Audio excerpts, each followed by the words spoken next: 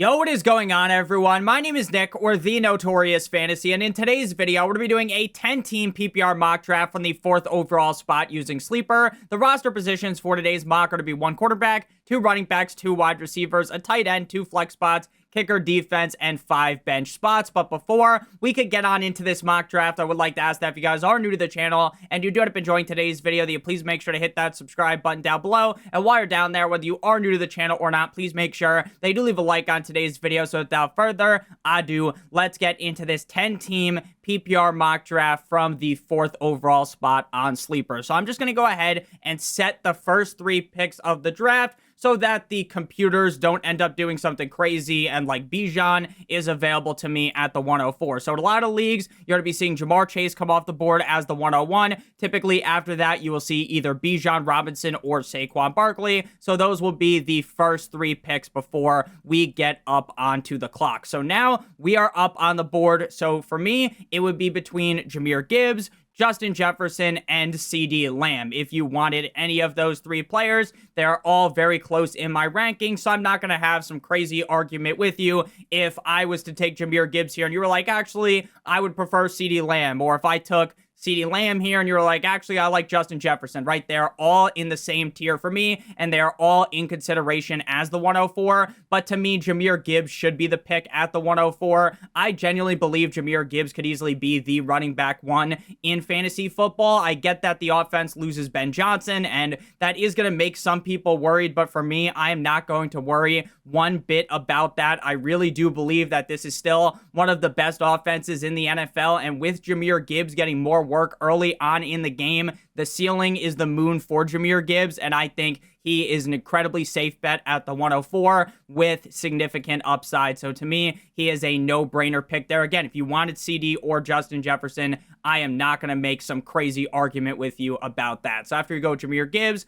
CeeDee Lamb, Amon-Ra St. Brown, Justin Jefferson, Puka Nacua, Nico Collins, Derrick Henry. The second round opens with Malik Neighbors, Ashton Genty, Drizzy Drake London, BTJ, Devon Achane, as well as Christian McCaffrey. Just 4 of the first 10 players are running back, so this league is a little bit more wide receiver heavy, which does make sense when you can start 2 wide receivers and 2 flexes. Going for the back-to-back wide receiver strategy is perfectly acceptable in this kind of a draft. I think it's crazy when Christian McCaffrey falls to the 2.6, right? If you could start your draft CeeDee Lamb and Christian McCaffrey, you are just going to be laughing at every single person in your league that allowed you to get Christian McCaffrey in the 2nd round. I fully understand why some people are nervous about Christian McCaffrey in the 1st round. I don't think you should be at all, but I can get it, right? I can understand the argument for that. But inside the 2nd round, once you're looking at like Drizzy Drake London, and I love Drake London. I am one of the biggest Drake London fans there is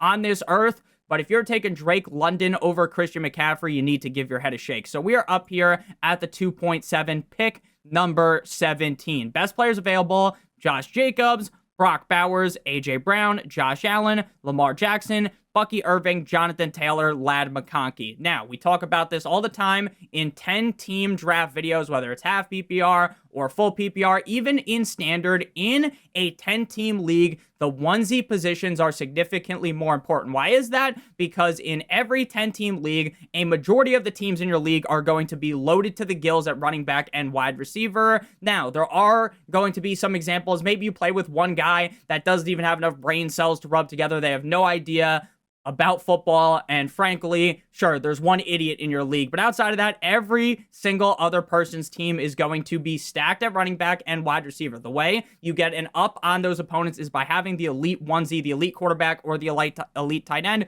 and potentially both. Now, with the talk of Jacoby Myers requesting a trade, I'm not saying that he's guaranteed to get traded. I'm not saying that he's guaranteed to stay. I think they might end up bringing him back. We shall see.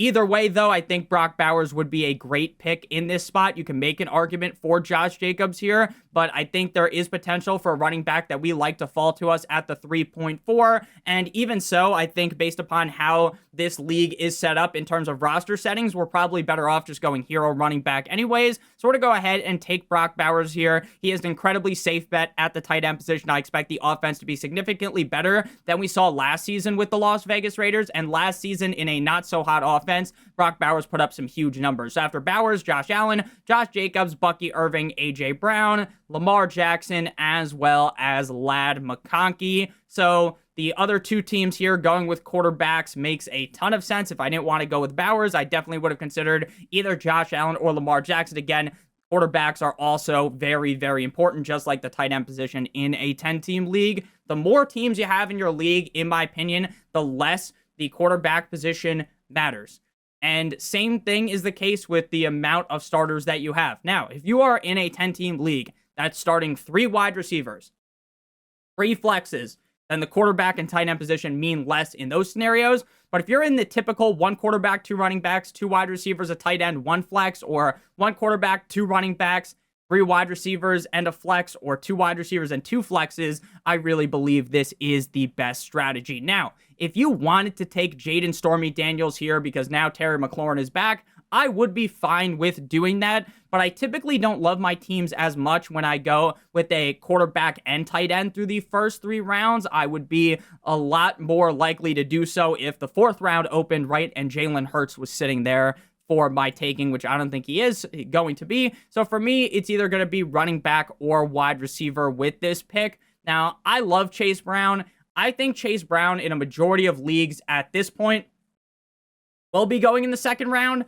Now, this is a 10-team league, so the fact that we're sitting here at the 3.4, the 24th overall pick, it is very plausible that Chase Brown would be available. That would be the last pick inside the 2nd round if you were in a 12-team league. So I would be very, very, very fine going double running back here. I would also be fine clicking on the wide receiver button. But I know how these fantasy drafts go, right? And by the time the running backs swing back to me in the 4th round, there is a good chance that I don't love taking the running back there. I am not in love with the value of running back available there, whereas I know for sure I'm going to like the wide receivers that are going to be available in that range, even if people are spamming the wide receiver button. So for me, it is a no-brainer to go with Chase Brown here. I think Chase Brown has a good argument to finish as the RB1 overall in fantasy football. I really think that Chase Brown is going to break fantasy leagues this season, and at the end of the year, people are going to be like, how the fuck was he available in the late 2nd, the early 3rd round? It just doesn't really make that much sense.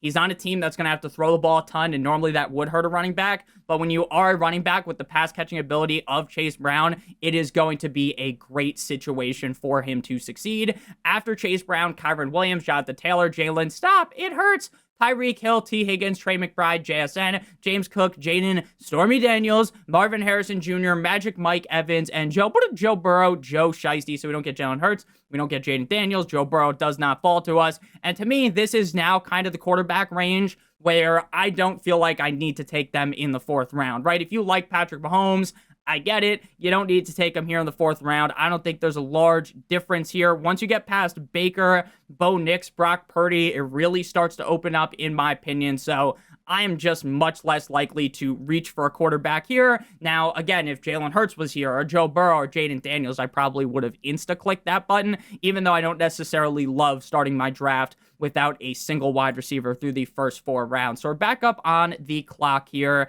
And to me, Garrett Wilson's a guy that a lot of people are scared shitless to draft, and rightfully so, right? If you drafted Garrett Wilson last year, you've been walking with a limp because the guy fucked you directly in the ass without the use of lube. Now, Devontae Adams showing up there definitely threw a huge wrench into things, and I do believe that Garrett Wilson has all of the skill, all of the ability in the world to be an elite wide receiver in fantasy football. The question is, can Justin Fields elevate him there? Can the offense pass the ball enough for Garrett Wilson to get there? And that is a large question to many. Now, he is probably the riskiest bet that we could take out right here.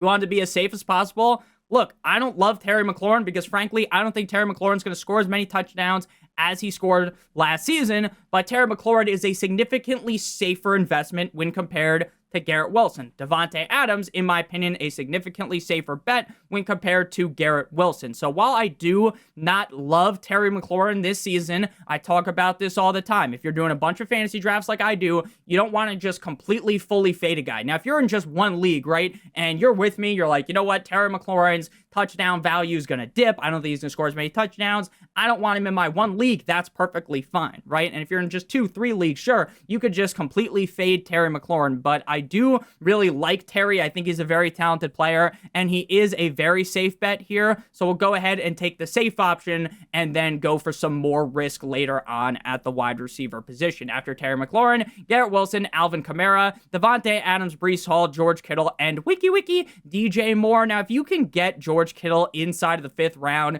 you should be taking that every single time. I think he should easily be going in the 3rd round of most 12-team drafts, at minimum the beginning of the 4th round in a 10-team draft. George Kittle, to me, has the clear upside of being the tight end number 1. So out of this draft as a whole, nothing really all that crazy has happened. Sure, maybe people think Ashton Genty and Christian McCaffrey not going inside the 1st round is crazy, but again, you got to remember this is a 10-team league. So if this was a 12-team league, Genty would have went inside of the 1st round as well. And I feel like we're set up for some solid success in this draft. So best players available are DK Metcalf, Rashee Rice, Courtland Sutton at wide receiver. Again, we're not looking at this range at quarterback. Now, to me, I love Rashee Rice. I was talking about Rashee Rice last season so fondly. If you drafted Rashee Rice off of my advice, you felt like a fucking genius. You felt like your name was Matthew Berry, like you just saw into the future, like your name was That's So Raven. And then, obviously, Patrick Mahomes ends up laying the hit stick onto his leg, and then he's out for the rest of the season. But Rashee Rice looked phenomenal. He looked A1, like Kate Upton on the cover of that one Sports Illustrated swimsuit edition. Shout out to Kate Upton. But, man, I love Rashee Rice. But to me, I don't know how comfortable I would be drafting a wide receiver that I know is probably missing 5-6 games in the middle of the season. And what that means to me is he's going to start off the year playing 4 games, then potentially get whacked with the 6-game suspension, and then come back later on in the year. And when he comes back, I don't think he's going to be 100% himself. I think he's going to be a little bit rusty, right? Or maybe Xavier Worthy starts to ascend past him, which I don't think will happen, but it is possible, right? There's a lot of things at play with Rashee Rice, which just isn't a question with DK Metcalf, right? DK Metcalf could get hurt again, knock on wood, we don't root for injuries. That could happen, of course, but going into the season, the expectation is, hey, DK Metcalf's ready to go for week 1. He's going to be playing the whole season. Courtland Sutton, same thing is the case. Whereas Rashee Rice, you just have to bake in the fact that the motherfucker's going to miss anywhere from 5 to 6 games, maybe even more than that. So to me, that's a very large gamble to be taking inside of the 5th round when you already know it, right? Would you draft a player in the 5th round that you knew was going to miss 6+ games from injury in the season? Obviously, you would not fucking do that if you could rub the crystal ball and see into the future. So I am not going to be drafting a lot of Rashee Rice this year in best ball. I'm fine doing it, but in your redraft league, it is very, very gross, especially if you just become accustomed to, oh my gosh, look how great Rashee Rice is in my lineup. And then for that stretch through the season, you don't have him. Your team's getting absolutely pummeled like the rumble in the jungle. It just don't seem ideal to me. So Metcalf or Courtland Sutton. I'm a huge Metcalf guy. I do think Sutton's a little bit safer, but we will go with DK Metcalf. I think Aaron Rodgers is going to fully unlock the true upside of DK Metcalf, who he's always had that upside in him. He's always had that dog in him, woof, woof, but it just was never able to fully develop in Seattle because there was so much competition around him. After DK Metcalf, Chuba Hubbard, Omarion Hampton, Kenneth Walker, James Conner, Rashee Rice, Courtland Sutton, Devontae Smith, Xavier Worthy, Sam Laporta, Ted McMillan, Travion Henderson, as well as Jameson Williams. Before we make our next pick and the rest of the picks in today's draft, I would like to give you guys a quick word from our friends and our partner over at Underdog. If you're brand new to Underdog and sign up using promo code Notorious, or by clicking on the link in the video description, you will get your free pick, plus a first-time deposit offer of up to $1,000 in bonus funds, as well as receiving my draft guide sent to your email in the morning the very next day to the email used to sign up over on Underdog. If you don't know what Underdog is, it's the best place to do fantasy football football best ball drafts. If you're like, Nick, what's best ball? Well, best ball is the best part about fantasy football. It's the draft, and that's it. There's no waivers, there's no trades, there's no in-season management. Underdog automatically puts the highest scores into your lineup at the of every single week. Their biggest tournament, Best Ball Mania, $15 million in total prizes, $2 million to first place, $1 million to second place, $25 to enter. And if you're like, Nick, you know, $25 to enter on Best Ball, a little too much for me, you can enter the puppy, $5 to enter, $100,000 to first place. So please make sure you guys do check that out, promo code Notorious. And if you just want access to my rankings, you can head on over to Patreon. They're a little bit more expensive. You can get them for $10 on Underdog, but it's $12.50 over on Patreon. It is a monthly charge, but all you have to do is cancel after 1 month if you just want my rankings and you don't want access to the in-season rankings or me answering your questions over on there. So we're back up. Jahmyr Gibbs, Gibby, Chase Brown, Terry McLaurin, and DK Metcalf. Now we're just going to continue to spam the wide receiver button, right? I like Pacheco.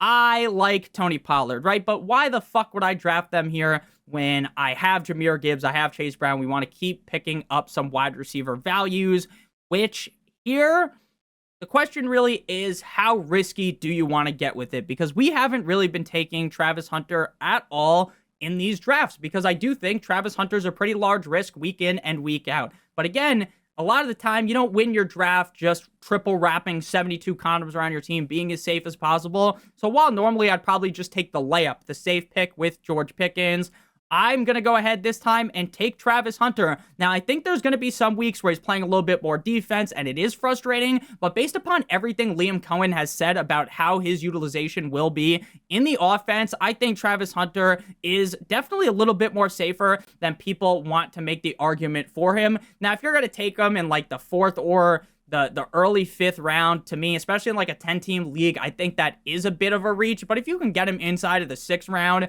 the upside is far too significant for me to be able to avoid him, especially when, again, I feel pretty confident in Terry in terms of being safe, and same thing goes with DK Metcalf. So after Travis Hunter, David Montgomery, Zay Flowers, Pat Mahomes, TJ Hawkinson, RJ Harvey, as well as George Pickens. If I wanted to go with a quarterback here, I would, but I'm fine punting the quarterback position in a lot of these drafts, or to pick up another high upside wide receiver in this range. I think at this point, pick 64 is where Emeka Egbuka is going to start going, potentially. I could probably get him inside of the 8th round, because pick 77 in a lot of your leagues, people probably will have no idea who the fuck Emeka Egbuka even is to even draft him, right? Because not everyone drafts with, 12 copies or 9 other copies of myself or whatever fantasy analyst you like, right? There's a bunch of them out there. My friends, Ron Stewart, Danny and Bush from the Fantasy Stock Exchange, right? BDGE,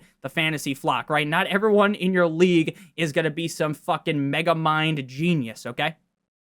So a lot of leagues, people might not even, like Ricky Pearsall, they only know him because he got shot last year, right? They don't know that Juwan Jennings might miss the first 3-4 games of the season, right? They don't know about Brandon Ayuk's long-term injury, right? Some people just aren't as plugged in as you are. Shout out to Lena. So we're going to go ahead and go with a wide receiver here. I think we're going to get Egbuka in the next round, so we're going to just go ahead and take Calvin Ridley. I know I've been taking Calvin Ridley a lot in these mock drafts, but to me, dude, he just feels like a straight-up layup here. I know he's dealing with some soreness because he's an unk at the rough age of 30 years old, but I'm not worried about that at all. I think that ditching Will Levis now with Cam Ward is going to finally open the door for Calvin Ridley to have his best season yet in his NFL career. After Calvin Ridley, Isaiah Pacheco, Travis Kelce, Aaron Jones, Jalen Waddle, Jerry Jeudy, Bo Nix. It's going to be funny if Travis Kelce's ADP starts moving up because of the narrative that I'm seeing everywhere. Like, oh my gosh, man, Travis Kelce's getting engaged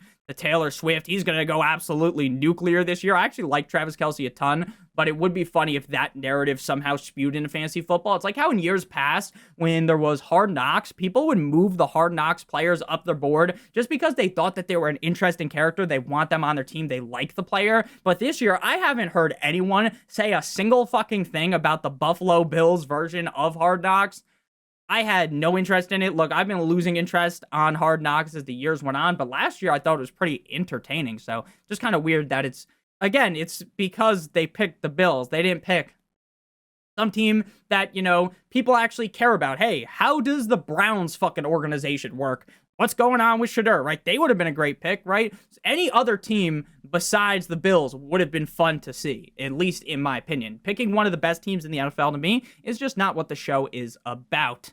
After Bo Nix, DeAndre Swift, Baker Mayfield, Joe Mixon, Evan Ingram, Jared Goff, Chris Olave. With the news about Joe Mixon being that we'll see if he plays in 2025, we'll see if he plays in 2025, wee woo, wee woo, wee woo, wee woo. 1,000 sirens should go off in your brain. It should be like that episode of SpongeBob where he's throwing all the information out in his brain for fine dining. That is what you need to be doing. Throw out all of your previous information about Joe Mixon. Oh my gosh, maybe he'll be back by week 4. Oh my gosh, maybe he'll be back for the regular season. He's not going to be back for the start of the first 4 games of the season. He's on the PUP.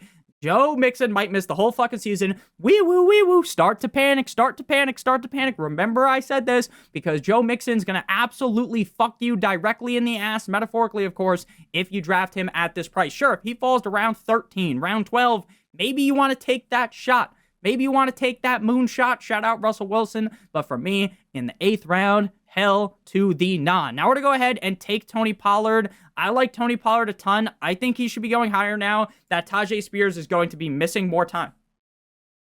Tajay Spears is on the IR. That makes me feel very, very good about Tony Pollard. I'm a big fan of Tajay Spears. I think there's an argument to be made that he's better than Tony Pollard, but the offense should be better under Cam Ward, and Tony Pollard's now just given the advantage off the jump already. He's been given the advantage by the fact that Tajay Spears isn't going to be there, and now Tajay Spears probably won't be able to catch up to this being a 50-50 split like a lot of people would have assumed this would have been going into the season. After Tony Pollard, Mark Andrews, Jacoby Myers, Jordan Addison, Quinshon Judkins, Cooper Kupp, Caleb Johnson. Very interesting on what to do with Jacoby Myers because the Raiders are not looking to trade him. Will he get traded? Will he not get traded? We shall see. Could he hold out? I think in Las Vegas, he's a great pick at price. If he gets traded to a different team where he's not going to be as highly used, to me, he does dribble down the board. But again, we don't know that for sure. So it makes it kind of a weird situation in my opinion. So we're back up here at pick 84. Now, I could just go ahead here and take a Meke Egbuka, right, and be like, oh, I got a Meke Egbuka inside of the 9th round, but I'm not going to do that because I don't think he's going to be available. Same thing is the case with Ricky Pearsall. I think everyone's caught onto him. Someone that people haven't caught onto as much is Matthew Golden Scar of the Green Bay Packers. I like Matthew Golden a ton. Just knowing now that Jaden Riley-Reed is banged up, I think that really opens the door for him. We still do not have a quarterback, but again, I'm fine taking Brock Purdy, and I think we'll just wait until the next round. Now, every other team outside of us already has a quarterback, so by the time things swing around, realistically, only about one quarterback should go. Hopefully none, but again, we talk about this all the time. This is why you need to know your league. Your league mates, take Joe Burrow, and then draft another quarterback once the rest of their lineup is filled up, right? Some people, by now in this draft, might have taken a defense in your at-home league. They might have taken their kicker. They saw Cam Little absolutely hit a nuclear warhead from the 70 yards out, and they're going to draft him now in the 9th round, right? Those are the kind of things that happen in your home league. I'm fine waiting on quarterback, though, and we're to go with Matthew Golden here. He's rising, but I don't think he's rising at the same rate as Matthew or as Emeka Egbuka or as Ricky Pearsall. Debo had to fall down my rankings because now Terry McLaurin back. I think Fat Debo is going to get cast to the side. After Matthew Golden, David Njoku, Debo Samuel, Brian Robinson, Rome Odunze, Travis Etienne, Stephon Diggs, Ricky Pearsall, Khalil, Shakira, Tyrone Tracy, Brandon Aubrey, the Philadelphia Eagles, and Cam Scatterboo. Look, someone took a kicker, someone took a defense. Now, the reason why you wait on defense especially is because, in my opinion, streaming defenses is the best thing you can do in fantasy football. It gives you the biggest up on your opponent, except for obviously in these 10-team leagues, knowing that you want the elite quarterback, you want the elite tight end, if plausible, is having that elite defense. Any given week, the Eagles could run into a buzzsaw. They can have a tough matchup, and they could get smacked around. But the way you get the leg up on your opponents is by streaming the defenses, finding out the best matchups of the week, and streaming that defense against that offense. We're going to be picking on offenses like the Saints, teams that we don't think are going to be very good. And even if the defense isn't great, they could have big matchups in that spot. So we're back up here on the clock, and we're going to go with Brock Purdy. I know no one took a backup quarterback, but it's bound to happen. We are bound to get absolutely bound, the Kanye song, to Fallen in Love here.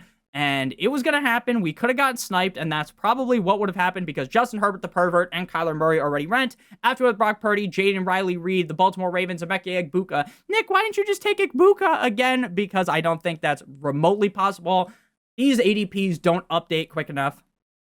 They just don't. Now, a lot of your league mates will be, stuck at the wheel driving, right? They're not going to be paying attention at all, and you can find those huge, huge, huge values. But again, some of your league mates are going to have, at least enough brain cells to rub together. Some of your league mates are going to be at least fucking halfway competent. So not very likely in a lot of leagues. So we got our quarterback. We got Brock Purdy. We got our tight end. I feel very confident in Brock. I have him ranked inside the top 10. I'm not taking a backup quarterback. Our tight end, both of our onesies named Brock Bowers, Brock Bowser. Fuck you, Mario. So I feel good about him. We don't need to draft a backup tight end. So no backup quarterback, no backup tight end. The rest of the bench spots are going to be running backs or wide receivers. We only have 3 running backs, so it is time to start picking up some RB values. Normally, I take Jordan, the numbers Mason. What do they mean? Because if you are kind of sluggish at the running back position, then he's a real safe bet. But I want to be taking more upside shots because I love Gibbs. I love Chase Brown. I feel very good about Tony Pollard. So I want to be taking the upside shots, not necessarily